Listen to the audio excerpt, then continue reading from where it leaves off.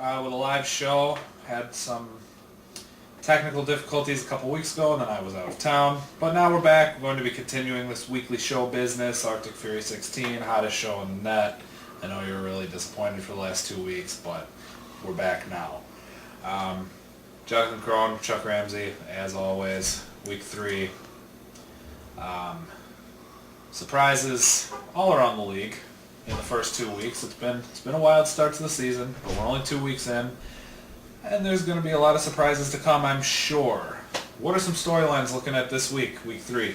I guess going into the week here, big matchup I see right now is the Growl Boys taking on the Mooses. Mooses, we thought, going to be this elite team, going to get 11 wins, 10 wins, somewhere in there.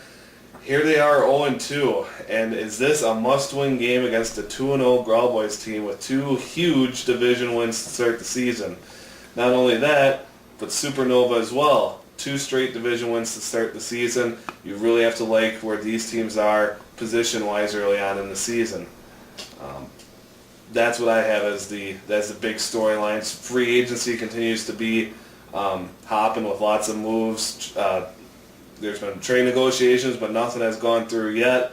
But people have been picked up and dropped quite frequently. And what about, can't forget about Manlytown and Vipers.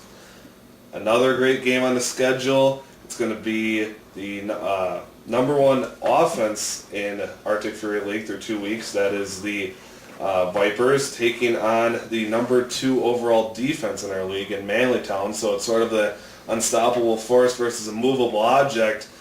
Who comes out between that battle really puts themselves in a good position at 2-1. It's a critical game for both teams, and it's going to be an exciting one. All right, well, moving on here, we will go over the power rankings coming into week 3 here. Why don't you start us off there? I'll run it down, and I'll start from 16. If you want to interject, just hop on in at any time. We'll start at number 16. This week for us, the conclusion was the Spooky Gnomes at the number 16 spot, followed next up the ladder at number 15 were the Burnsville Brawlers. After that, Bleeding Green moves up to 13, moves up a spot, had an impressive win this past week. And Baseman at 14, don't forget about that. Or Bleeding Green at 14, Baseman at 13. Oh, we're flipped around. So my mistake. Not a problem. Then at number 12, Sunshine Love, a team that's had a tough schedule, 1-1.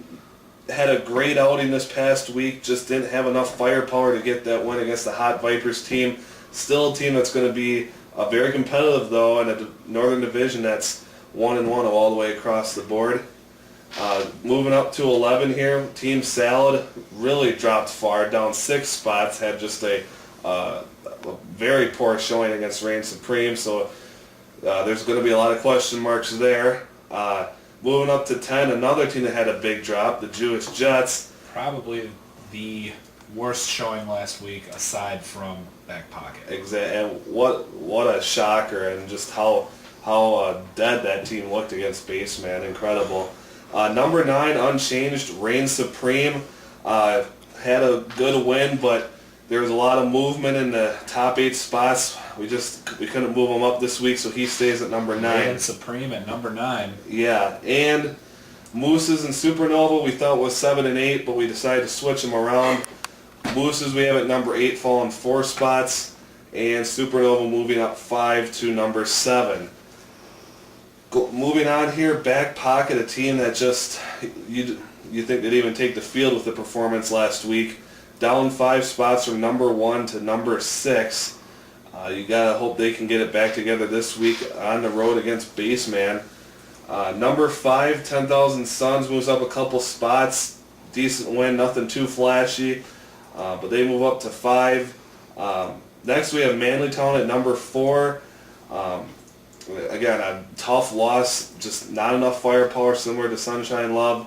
Only falls down 1 spot though to 4, still very respectable. Number 3, we have New World Ginger up 7 spots. What an impressive story. We thought this was going to be a bottom dweller. He's 2-0. looking good. Pieces are coming together, the puzzle. So we have him at 3. At number 2, we have the Vipers. A huge game this week. Gets him up 6 spots, jumping past a bunch of others. And he has the number 1 offense in the Arctic Fury League. Can they continue that success? And that leaves number 1, Team Grawl Boys, up 5 spots this week. A tremendous effort in a just grinded out game against Manlytown. 2 great games, and we decided to put him at number 1. And that is how the power rankings stand after 2 weeks. Still lots of fantasy football to be played. Next, we're going to take a look at the statistical power rankings, taking everything into account, offense, defense, and special teams. I know I, for one, was shocked when I looked at these in comparison to who we had on the, I guess we'll call them momentum power rankings. Why don't you lead us through those as well? All right, so we'll start from the top for this one. At number 1, we have Manlytown at that number 1 spot. Had a weighted power rank of 13.6 points.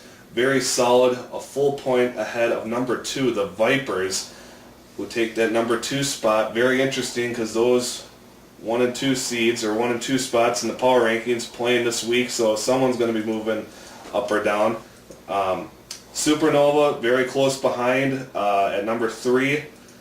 He's followed by Mooses at 4 and Grawl Boys at 5, so they round out the top 5. Number 6 starts with 10,000 Suns, who is followed in almost a virtual tie with New World Ginger. That leaves at number 8 Sunshine Love, who is followed closely behind by Bleeding Green at number 9. A real surprise, but that offense has been impressive thus far. Things are going his way. Yes, indeed. And Team Salad rounds out the top 10. And we start to go into the bottom of the power rankings here. Number 11 is the Spooky Gnomes, a team that's really reliant on their defense this year. They can get the offensive side of the ball together. Maybe they can put some solid wins together. Behind him at number 12, Jewish Jets. 13, Reign Supreme. Baseman, number 14. Big surprise here, the Back Pocket at number 15, second to last. Only beating out the Burnsville Brawlers at 16 in the power rankings this week. And that's the statistical side of it. So very interesting, a good contrast from what we consider, I guess, the momentum power rankings, taking all the intangibles.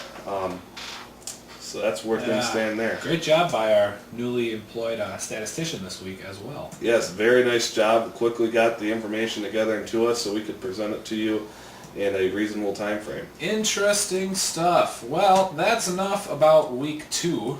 Let's look ahead to the coming games. We're going to go over game lines, and as always, we'll give you our picks for the games this week. And we'll start it out with Back Pocket at the home team Baseman. What's the line on that one, Jonathan? Game line on this one has Baseman, a landslide, 37.5 point favorite at home against the Back Pocket. And your prediction? My prediction is the Back Pocket rebounds this week, gets that much needed win, even though Baseman is coming off that big win against the Jewish Jets. I think the Back Pocket gets this rebound victory here. And you? I agree. I think Back Pocket gets the rebound win, as you just said. Baseman is at home. Had a solid outing last week. I just don't see enough firepower there. I think Back Pocket's just too good of a team. They don't have another fluky week this week. I think Back Pocket wins comfortably.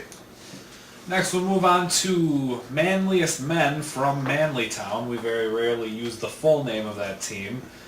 At the Vipers. Like you said, statistically, this is Team 1 at Team 2. As it stands right now, Manlytown is a 13.3 point favorite against the Vipers at home this week. Do you agree with that? Well, looking at this game, I think no doubt it's going to be a very close matchup. I could definitely see both teams going over 200 points. but I do give the edge, and it's a very slight edge to the Vipers with that home field advantage.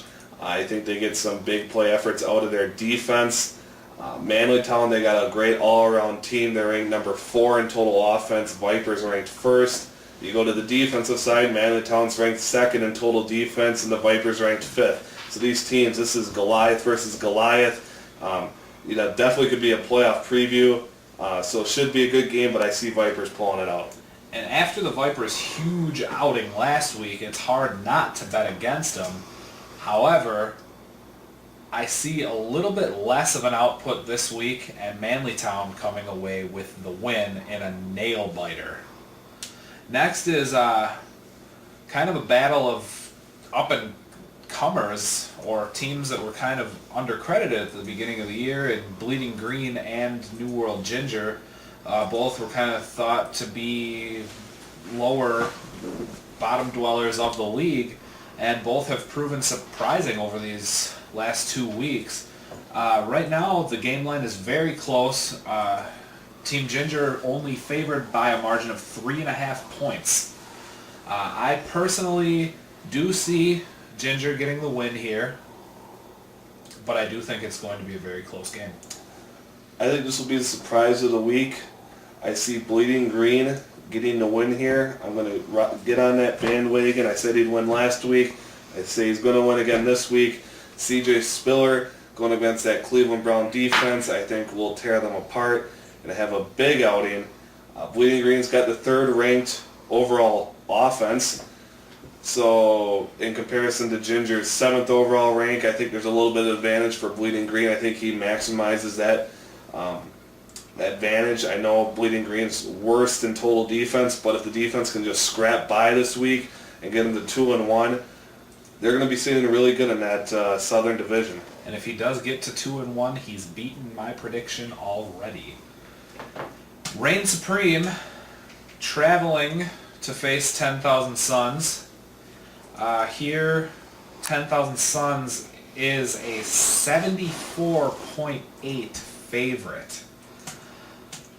I don't know that I agree with the 74, but I do agree that 10,000 Suns is the favorite here, especially with first-round pick Matt Forte being out for Reign Supreme and that serious lack of depth at that running back position. I don't think there's any question here. This is Suns' game to lose.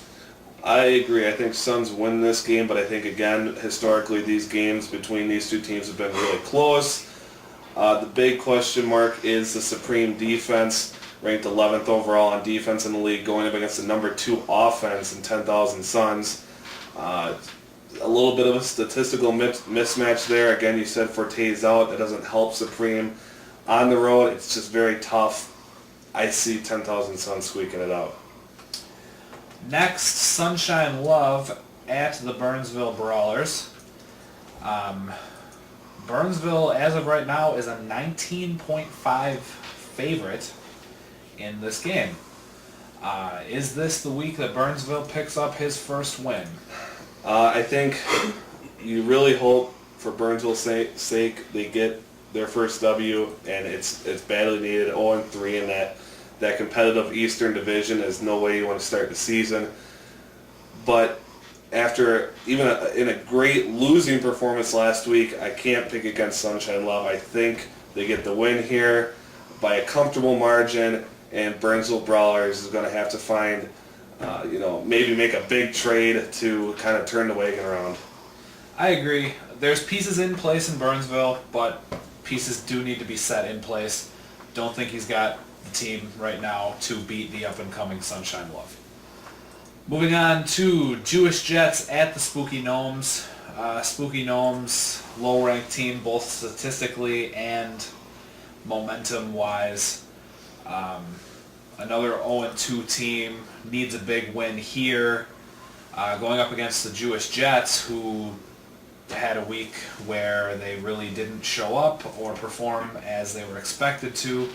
As of right now, the Jewish Jets are a 38.5 point favorite to win this game.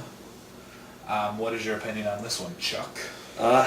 This is a tough matchup. Gnomes, they're primed for a win here at home.